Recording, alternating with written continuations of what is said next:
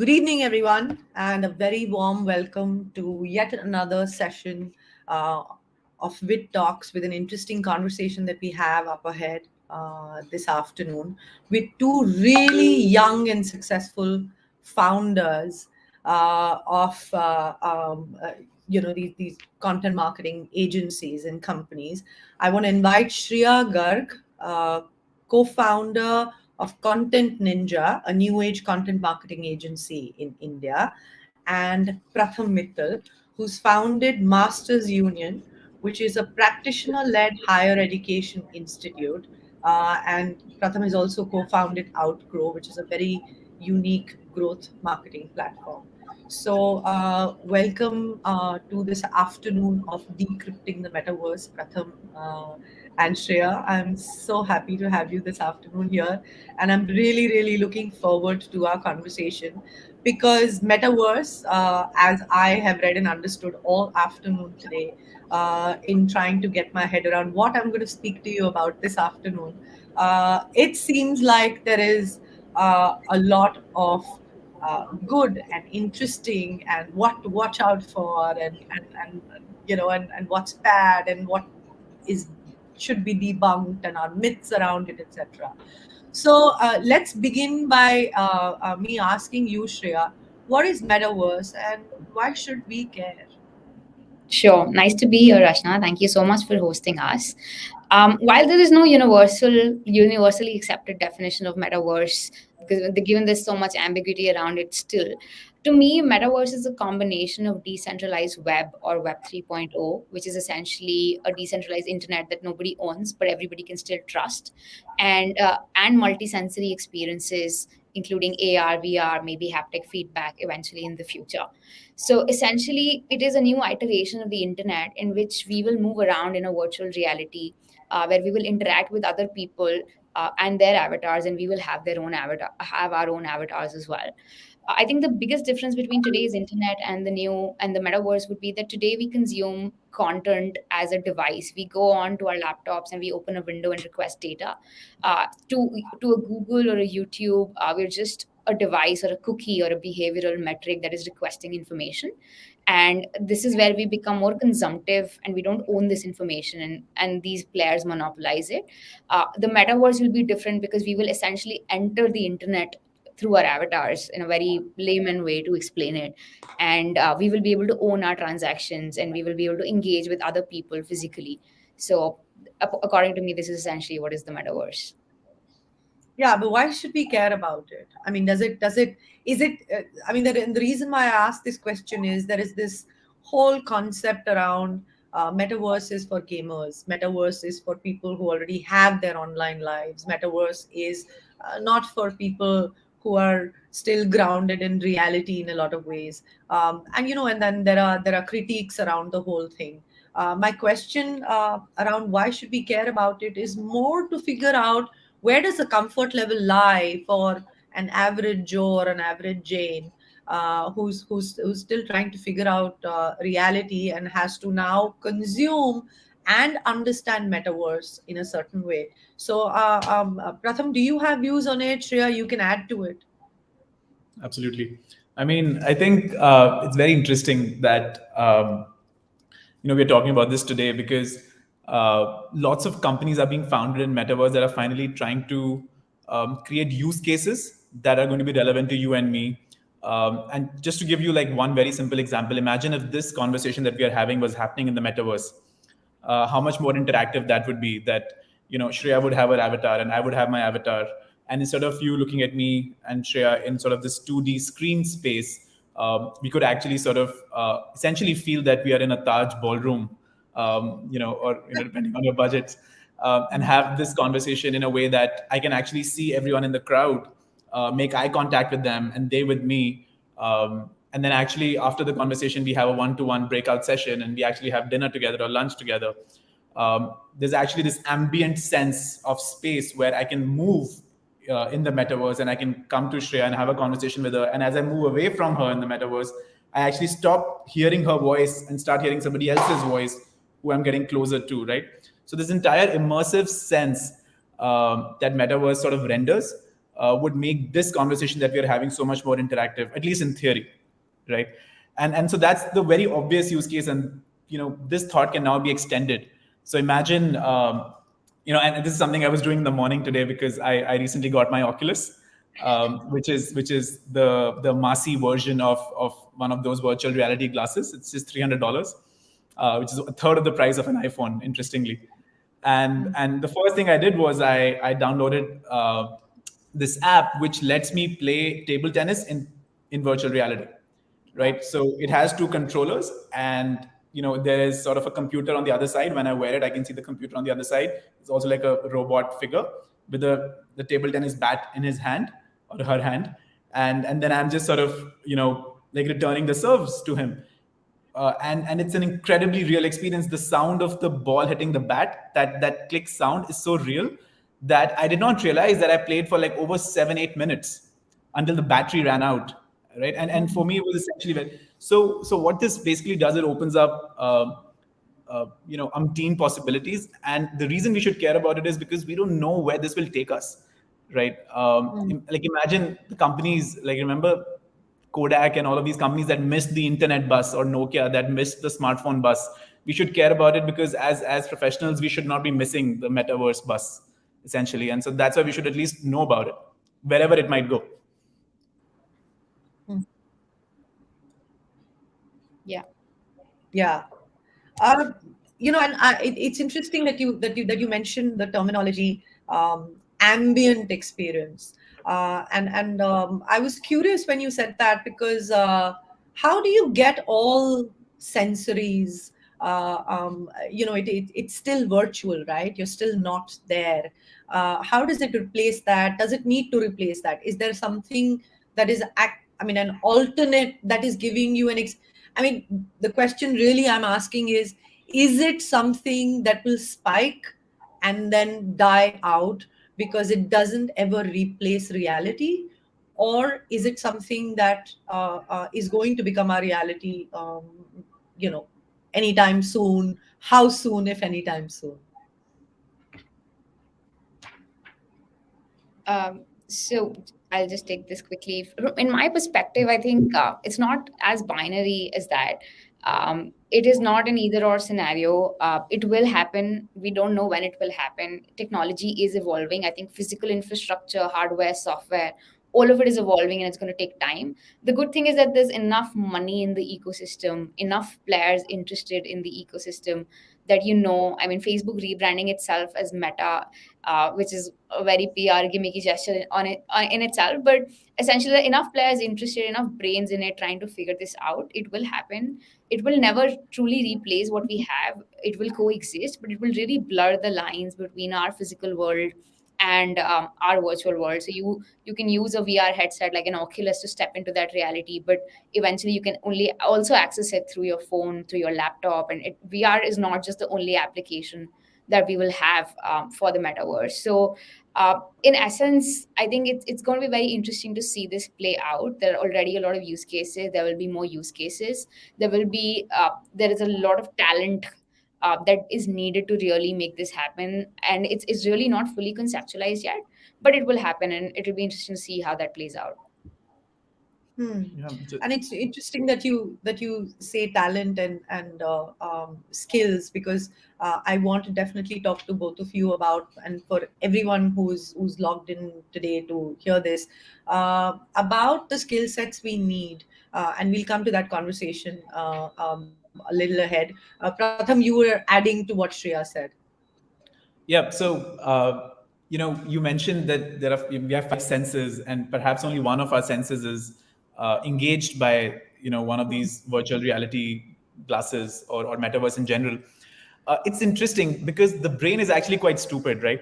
You can trick the brain into believing that you're actually on top of a mountain if you're in virtual reality, right? So there's this game which is called Creed, which is a boxing game on metaverse. And when you play it, I'm not kidding, you're in the metaverse, you're not fighting against anybody real, but the anger you feel when you get a punch, it's actually quite real. It's not all the way there, but it's like 70% there. And you almost feel tired, and you almost feel like life is being sucked out of you. because the brain is tricked by your eyesight into believing that you're actually being punched, right? And so you'll actually have the same reflexes within the metaverse that you have in the real life when you're boxing in real life. I've experienced this myself just today in the morning, so it's very fresh. So that's one. Second is that we are in virtual reality where perhaps internet was in the 1990s, or where smartphones were in 2004, 2005. These headsets and these experiences are only going to become richer. So, for example, one of my friends in the US, he's just bought this suit, which is this haptic suit where if on the other side somebody touches a glass pane, you actually feel that touch on your body. Now, imagine the ramifications of that, good, bad, ugly, I don't know. But essentially, like, you can feel somebody sort of reaching out to you, holding your hand with those haptic gloves and with those haptic suits. There's also an omnidirectional treadmill, right? Where you essentially sort of strap yourself to the treadmill and you can walk and run in any direction. And so you're physically walking and running. The treadmill is moving, so you're not actually moving in space. And then in the virtual reality, you're actually going to be sort of traveling like in that arena. And if anyone's actually interested in this and they want to experience it, all you have to do is go to Netflix and watch Ready Player One, which is a Steven Spielberg movie from 4 years ago, where this pandemic takes place, by the way, and everyone's sort of forced to stay indoors. And because everyone's forced to stay indoors, they're not able to sort of move around in the real world. So they create their own virtual world where the entire human race actually lives, right? And you can like enter into parties, you can sort of live your fantasies, you can race cars, you can do whatever you want, and it's all very real. I honestly feel we are just maybe like 3 to 4 years away from it. And I'm saying this with a lot of caution, but certainty as well. I've seen what happened in the last couple of years with Oculus, and with, as Shreya mentioned, so much money being poured into it. I mean, 10 years ago, where were we in the smartphone race? And look at where we are today. It's just going to be faster. Yeah, I mean, I have my, I think, task cut out for the evening. I'm definitely getting the link to where did you buy that Oculus? Because that's the next Amazon buy probably I have on my list, and I'm definitely checking out Mr. Spielberg and Ready Player One. Very clever one. But coming, slightly on a more serious note. Whatever you just described, it sounds fantastical, if I can use that word. There is fantasy, and it sounds amazing in a lot of ways. My question is, and especially because we want to be able to talk about how businesses can use metaverse, and our version of the metaverse, or the entire skepticism around it or not. There are lobbies, divided very, very deeply in between. There are people who believe in it. There are people who don't believe in it. There are some people who believe only in the Black Mirror version of it. There are others who are now saying, hey, our good friend Mark Zuckerberg has now, sort of brought it to our doorstep. So it's all easy and we know what we can do with it. The question I have is that for someone in, say, the finance industry or the HR industry or the marketing industry, what do we do with it? What do we, if I'm sitting on, I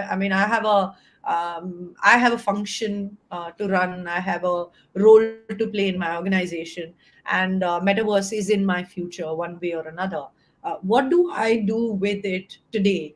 And what are some of these business use cases that we can talk about to see how we become more effectual, how we become more productive, how it enhances the business and the role that I'm playing in my organization?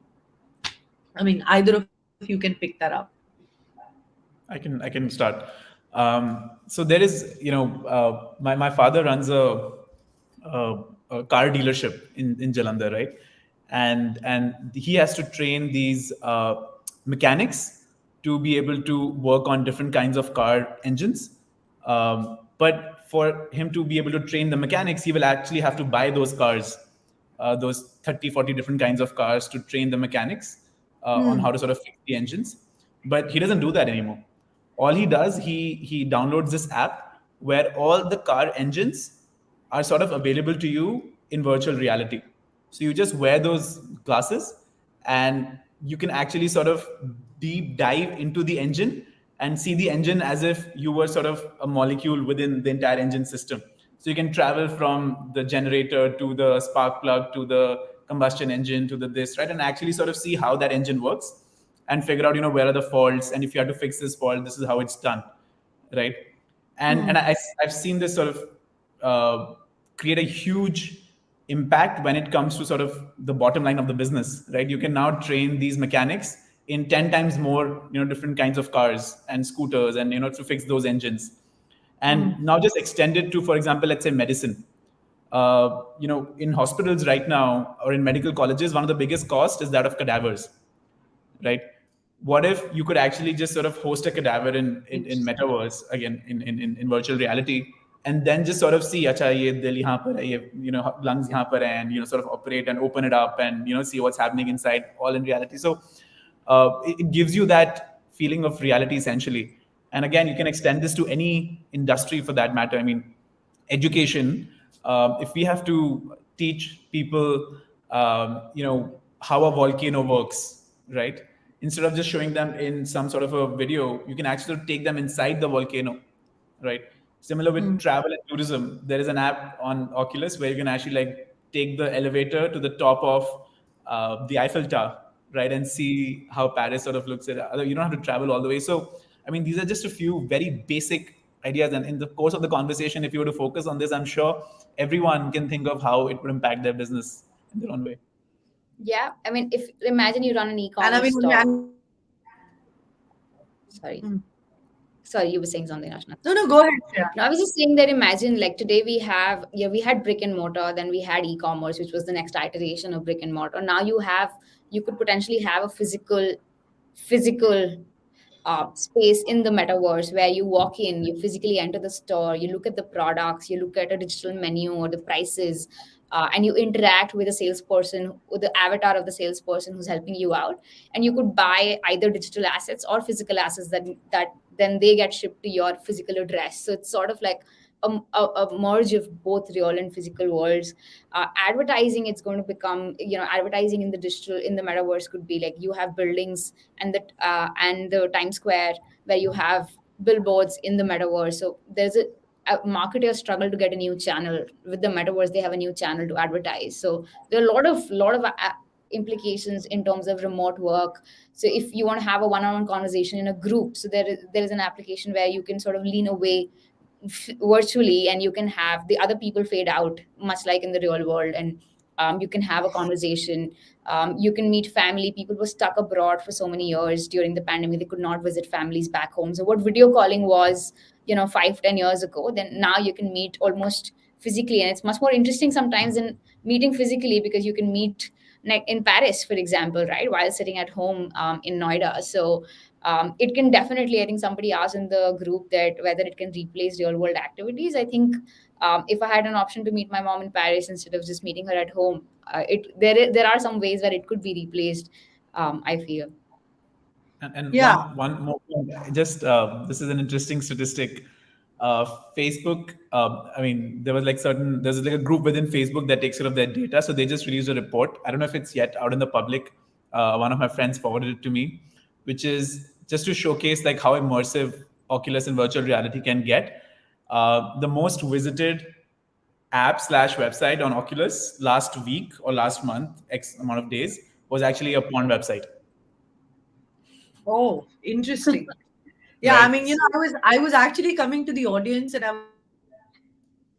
say everyone who's actually watching in, it was a very interesting point that both Pratham and Shriya made, is that imagine what you can do with metaverse in your reality. And actually, I mean, I wouldn't mind hearing some ideas from all of you of how inspiring and how interesting examples that both Shriya and Pratham have given. What ideas come to your mind in terms of what? I mean, I can think of many at the moment, and you guys were talking about training as one piece that everyone can pick up, which can be so immersive.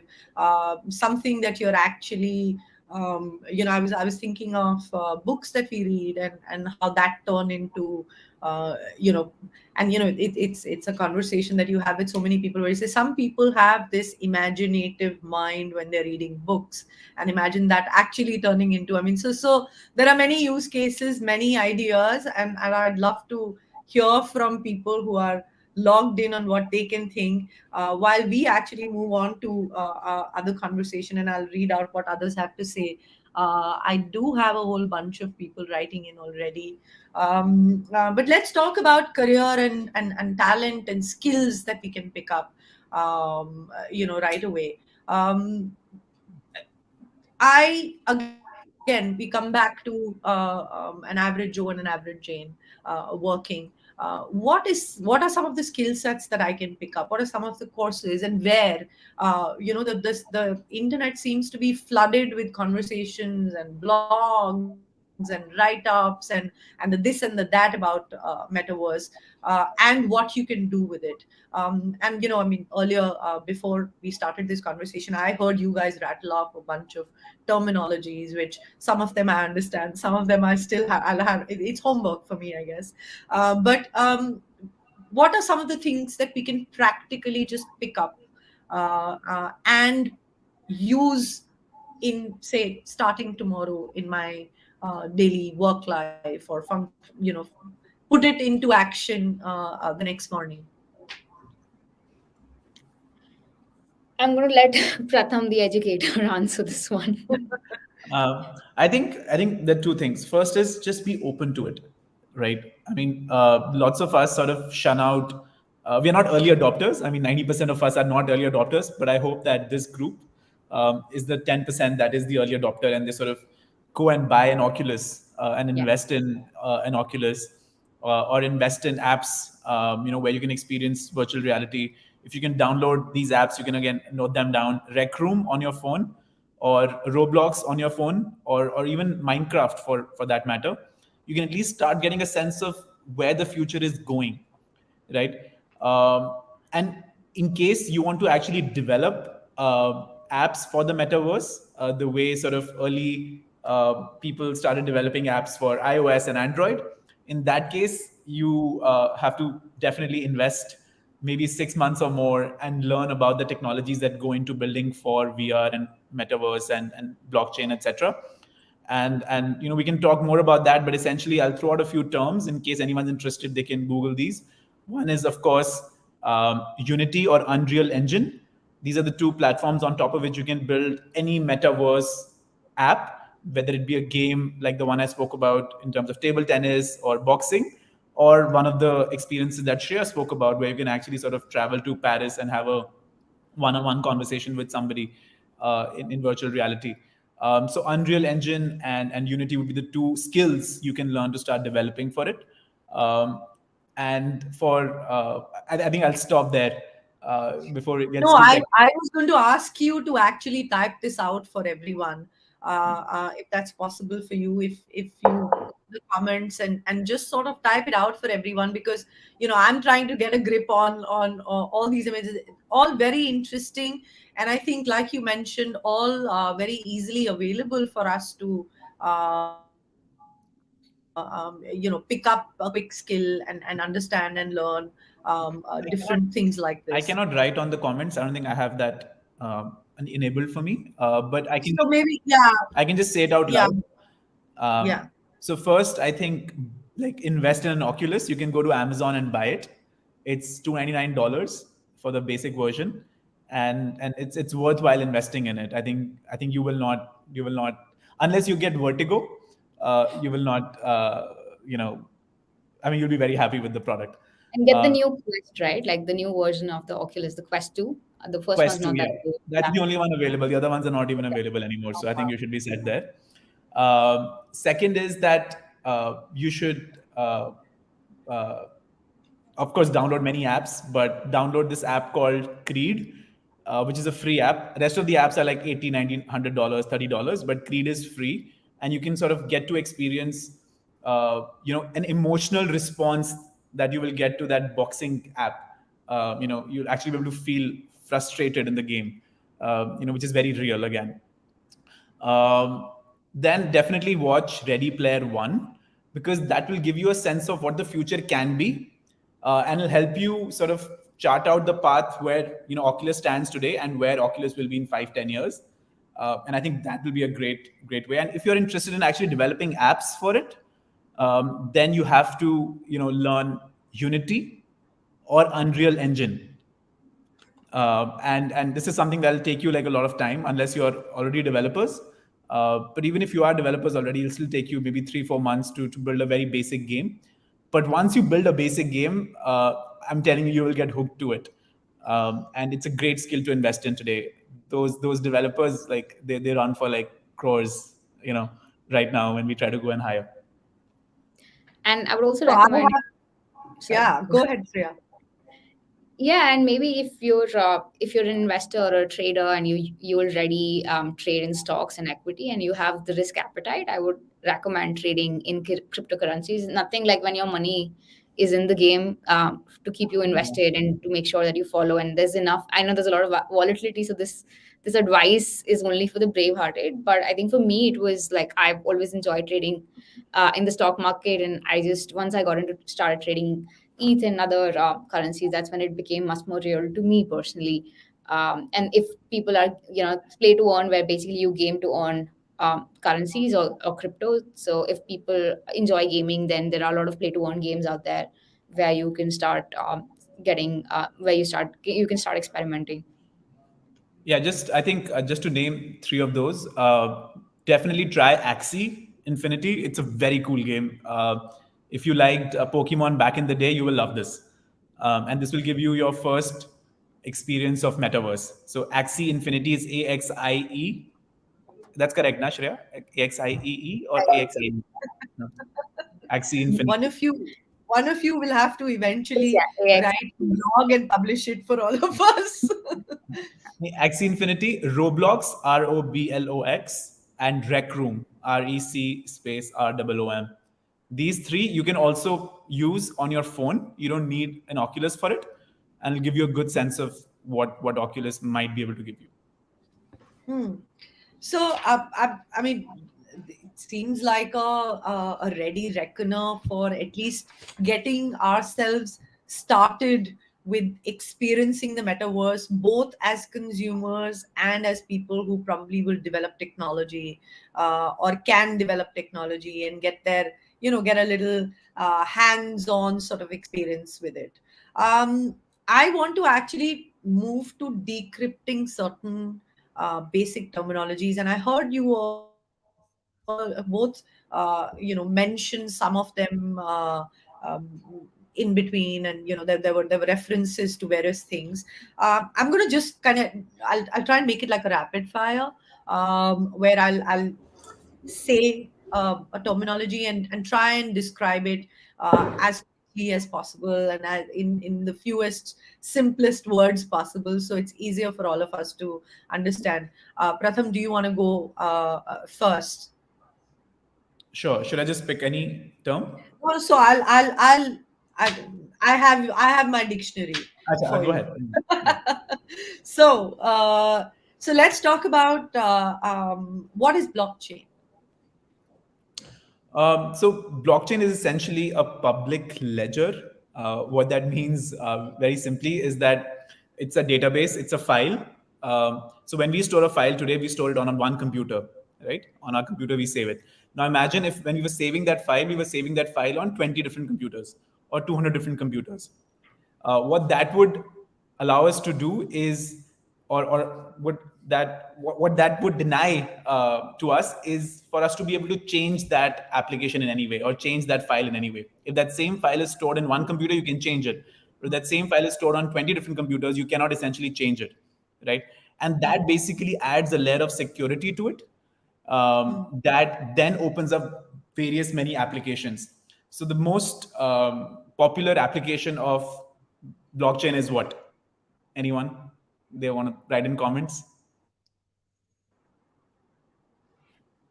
Anyone in the comments? I don't see any. Okay, no problem. So the most obvious example of a blockchain is the Bitcoin, right? And Bitcoin is essentially a file that has the history of all the transactions that have ever taken place in the Bitcoin universe, right? So if I have paid Shriya, Shriya has paid me, Shriya has paid somebody else, all of that as a ledger, as a record, as a database is a file, is a large file that is stored on many different computers. And because of that, no one can go and change the history of that. No one can go and manipulate that. So your transactions remain safe and secure. So that's essentially, in a very layman terms, what a blockchain is. Um, it creates a file that you basically cannot change, right? And now this can be extended to create many more applications, which is like a contract. So, for example, I and Shreya have a contract that, hey, if I win this game, then Shreya will give me 10 rupees, right? Now, if I code it in a blockchain, right, then Shreya cannot run away from her obligation. She has to pay me that 10 rupees if I win the game. Do you get that? Right? So it's essentially this contract that is now coded and nobody can run away from it.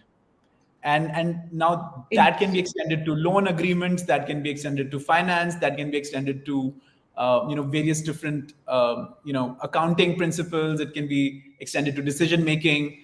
It can be extended to even creating what is called a DAO, a decentralized autonomous organization. So imagine like the entire parliament that we have. What if the parliament was actually a bunch of line of code where if a bill gets more votes than the minimum number of votes, then the bill gets passed, right?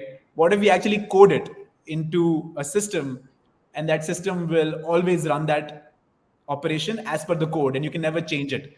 So you can basically have an organization that cannot get hacked, that cannot be manipulated. Does that make sense? Yes, absolutely. And I think, I mean, if I understood it correctly, it's in a lot of ways it is democratizing the data across, and sort of making ownership a little more transparent. Am I right on that? Essentially, I mean, that's one manifestation of it. But it's at the end of the day, blockchain is essentially just a database which is more secure. To the end user, that is what it is.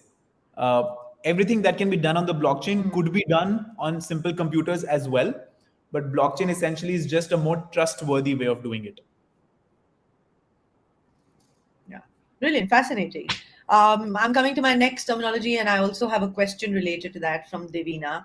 NFTs. What is NFTs and how do they work? Shreya, you want to give that a go? Yeah.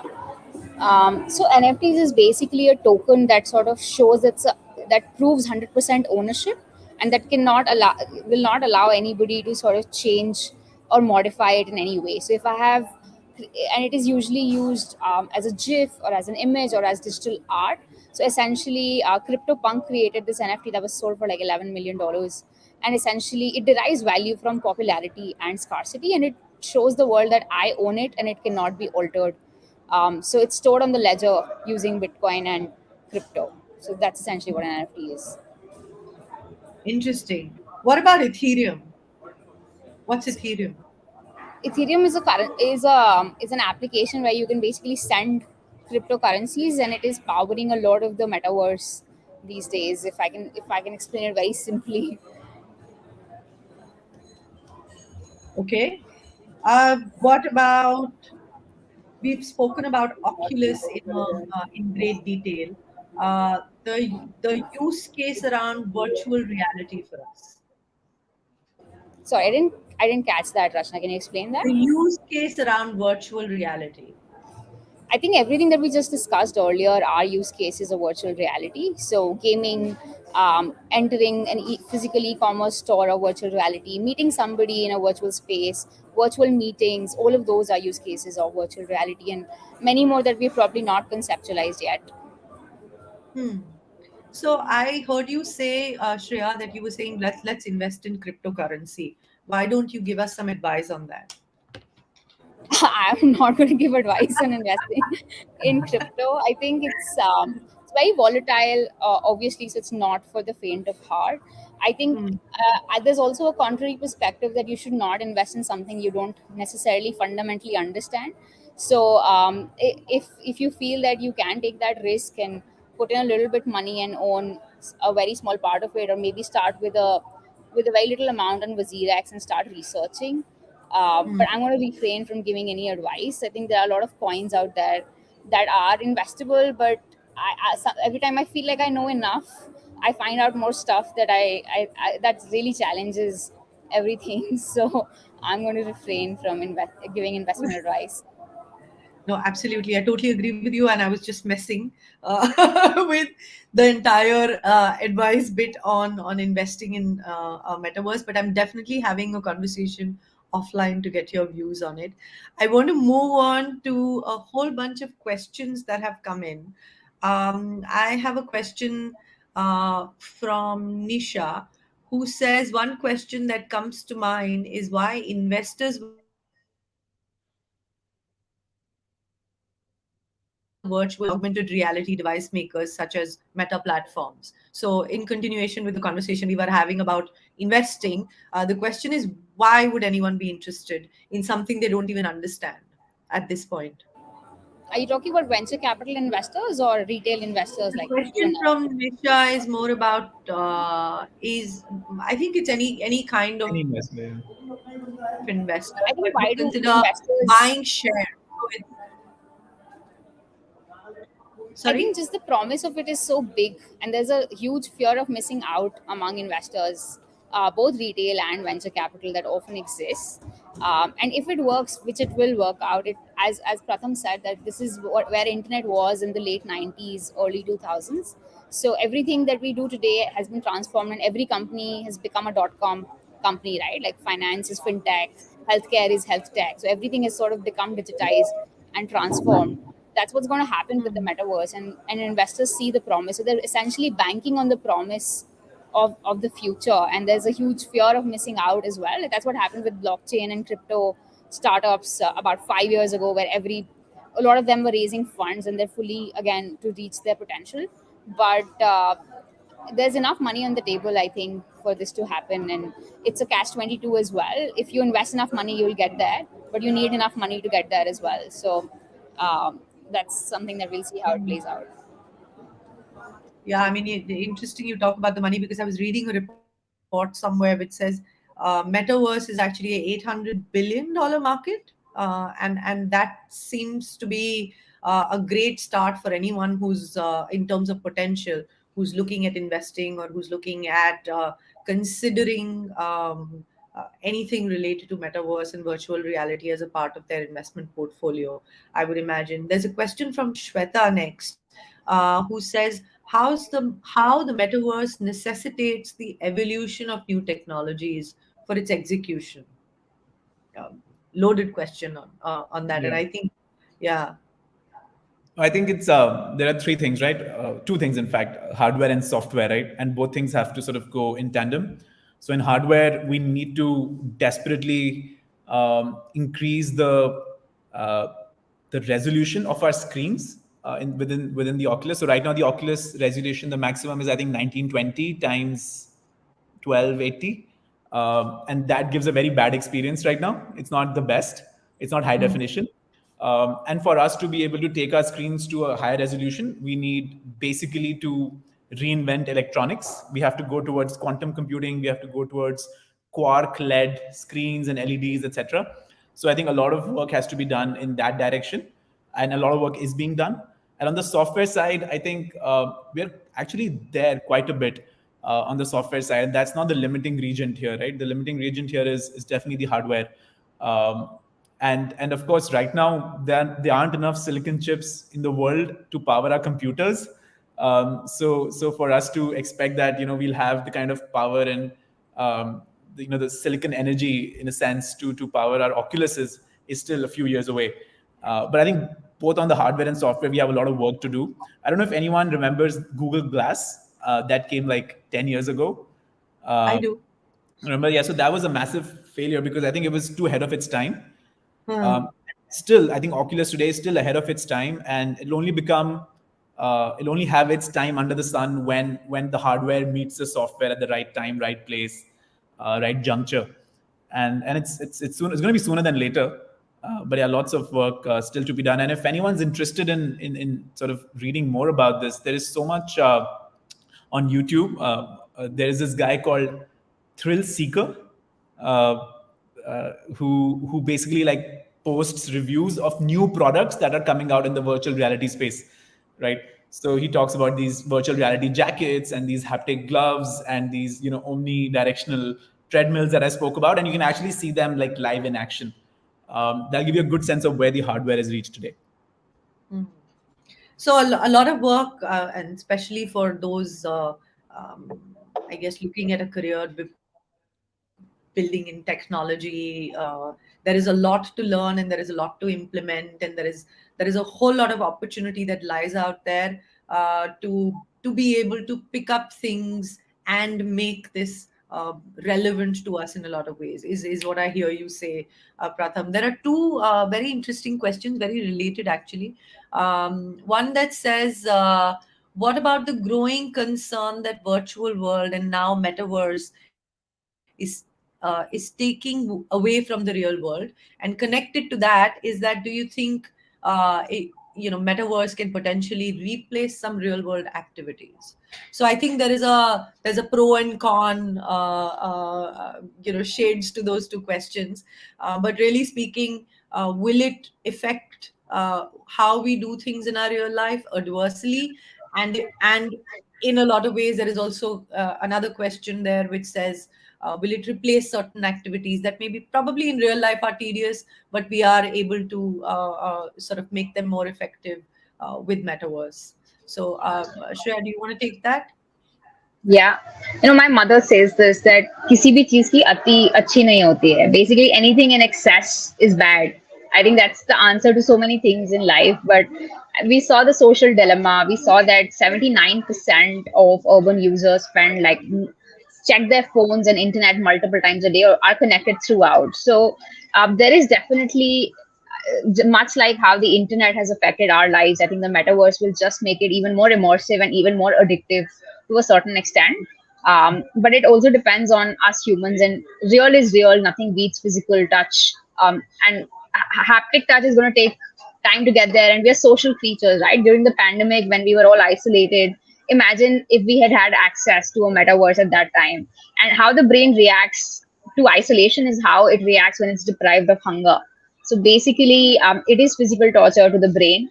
So there are use cases for the metaverse and how it can sort of erase loneliness, help with isolation, help you feel closer to your family, to friends throughout the world. But if you're obviously going to get immersed to an extent that you forget real life, I think it's something that will create a lot of social issues. There's a lot of real fear around it, and I think it's up to us at the end, I feel, to sort of control it and our own interaction with it. Hmm. Yeah. Do you want to add to that, Pratham? Do you have any views No, on? I feel like, I mean, my screen use, my screen time on my phone is like 8.5 hours today, and it cannot be healthy. But it is what it is, right? And I think it's going to happen with metaverse as well, because it's just going to make life easier. It's going to make things more convenient, and we will end up spending more time. And when like it starts hurting our eyes, and when it starts hurting our, I mean, my dad has like back problems because he spends maybe 8 hours a day on his computer, right? And Hmm. so when you reach that stage where you start experiencing physical pain, is when we're going to start realizing that, hey, maybe let's go back to the physical world. But I think that's just human nature, that we gravitate towards whatever is convenient. And and only when the price is high will we sort of scale back. Yeah. I mean, and here I was making plans after you had given the example of exercising and running.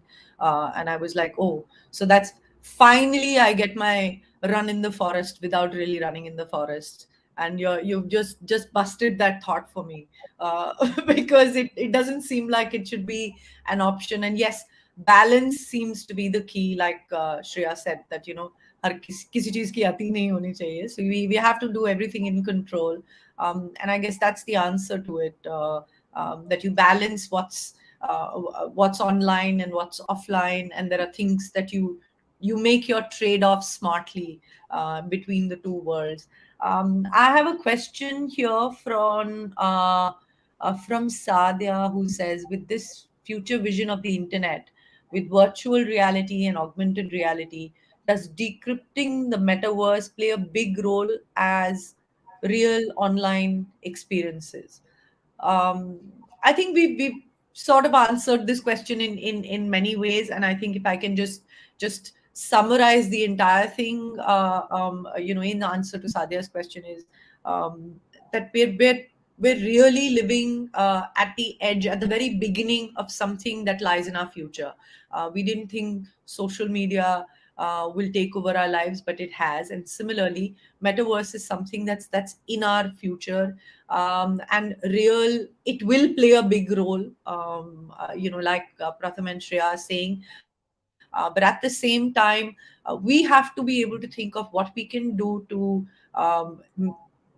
have usefulness for it, than replace certain experiences that we cannot trade off.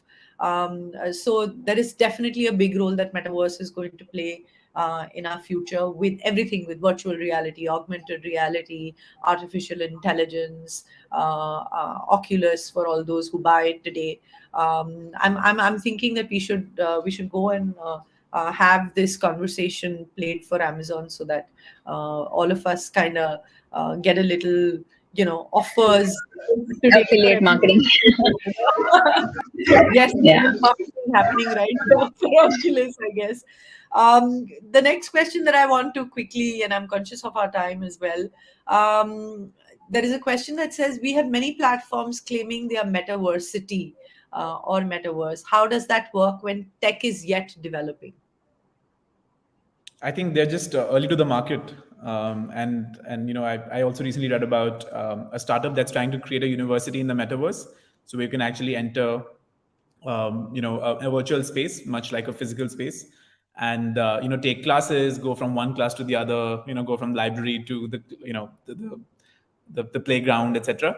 So yeah, definitely the tech is not there yet, but as I said, I think tech's going to move very, very fast. iPhone 1 was vastly different from iPhone 10, and so Oculus 2 is where we are today. You can imagine what Oculus 10 would look like, and I think at that time, that metaversity will make a lot more sense. Hmm. Yeah, I'm just running through a bunch of other questions and lots of questions.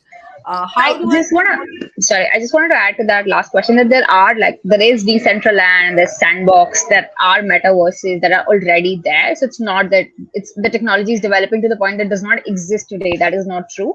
You can buy real estate in the Sandbox and Snoop Dogg and Atari and all have done that. So there are metaverses that exist today that you can experience and even invest in and buy from. Hmm. Yeah, I mean, it's about. I think it's about staying on top of what's going on, and be able to keep up with the changes that are happening, and keep up with the. If you're truly interested, and we want to be, like Pratham said earlier, early adopters, in the metaverse, then we should make sure that our knowledge about it is up to date, and there are lots of options like I hear you share, tell us about. um, with limitless possibilities in the metaverse, can people achieve things that may not be easy in the physical world? Running and walking, for example. I'm a lazy person. I can think of one example. Shreya, Pratham, what about you guys? Jyoti has this question for us. I think what Pratham said, right? Like experiencing, for example, you want to learn how a volcano functions. So just being physically immersive in that. So that's something that cannot be easily done in the physical world. Like you can visit all seven wonders of the world in an afternoon, which you cannot physically do. So there are a lot of implications that you can use the metaverse for, and we will see something even as simple as like during the pandemic when there were classrooms going on, virtual classrooms. So a teacher can ask a student to go to the front of the class and write something on the blackboard. That's something that you can do with the metaverse that we were not able to do. So these are all implications that will become much easier and much more possible. Even a flight simulation, right? We saw the Boeing documentary and how the pilots crashed because they didn't know the new what the new tool did. So enabling training through a virtual flight simulation tool, like all of those are applications that become much more easy and inexpensive eventually to conduct through the metaverse. Hmm. Pratham, you have Yeah. No, I think something to add to that? that what is that pyramid called? Maslow's pyramid of needs. Is Yeah. that Yeah. correct? Maslow's theory of hierarchy of needs. Yeah. Hierarchy of needs. I think like if we go, like, I mean, of course, food, shelter, etc., that metaverse cannot give us the basic. But I think as you go, further on top, I think more and more things will become possible with the metaverse, right? And already, like, walking and running is something people are doing in the metaverse, right? You're exercising in the metaverse, and I think that's a great use case of metaverse. I don't know if we spoke about it earlier, but exercising is incredibly immersive in metaverse. So there is this game where you have two sabers, like two swords, and these things are thrown at you, and you're supposed to just sort of like break those things, like Candy Crush, but with your actual hands. And so when you're playing it, like within 3 or 4 minutes, you'll start sweating, right? It's a proper workout. And the way they throw the things at you, it's like you're going to stretch your upper, whatever this muscle is called, and lower this, lower that, right? And it's incredibly gratifying. So I think lots of things will actually become very possible with the metaverse, other than, I think, eating, sleeping, and shelter, all of that stuff. So I think, Pratham, you have just burnt a big hole in my wallet, because it seems like I'm going out shopping for a whole bunch of things just to keep myself a little more updated on what's going on with this entire metaverse world, if I can call it, and everything new that is in it. I hear from backstage that we are almost out of time, but before we close the session, I wanted both of you to sort of just have some, leave us some leaving remarks, and something that I think we can hold on to in terms of what metaverse and how, I mean, the real effect of metaverse that we can probably look forward to seeing in the coming 3-4 years, like Pratham said. So, Shreya, do you want to go first?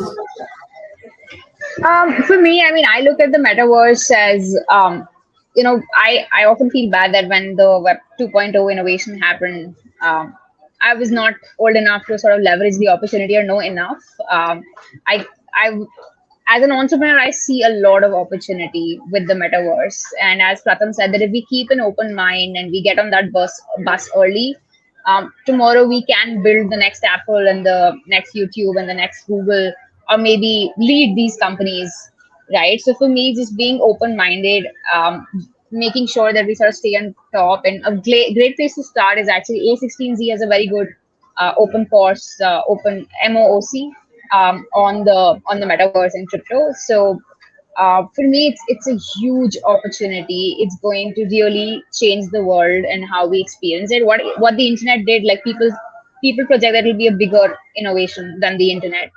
So I think I'm really excited about what it will bring, and what I can do at this point is to just stay on top of everything, make sure that I consume as much content as possible, and look at actionable ways to implement it and see how can we take a part of this pie essentially for ourselves in some way or shape. Pratham? Yeah. I think, like, if anyone's interested, I think, and if you haven't watched the movie that I spoke about, Ready Player One, I think that's a great crash course into everything metaverse. I'll just start there, and definitely, if you spend 1 hour watching this session, I think spending 2 hours watching that movie would really help. And I think that'll close so many loops. And from there, just let your imagination run wild. And if you're curious enough about a certain aspect of metaverse, you'll do enough research, you'll find out the course that you should be taking, or the skill that you should be learning, or someone you should be connecting on LinkedIn, whatever.